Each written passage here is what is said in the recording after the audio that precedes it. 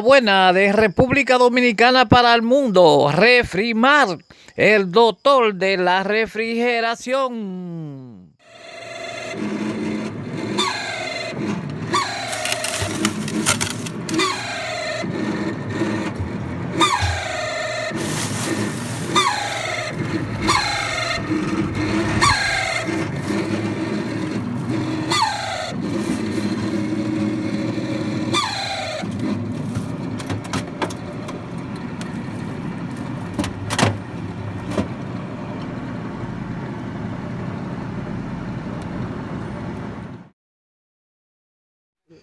Señores, por motivo de que apagan la nevera por largo tiempo y no la conectan, chequé el problema que sucede.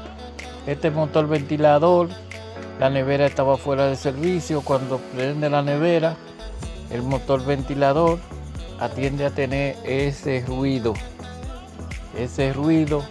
¿Por qué? Porque al no tener lubricación, los caquillos se botan el aceite, entonces no hay lubricación y ahí sucede ese ruido.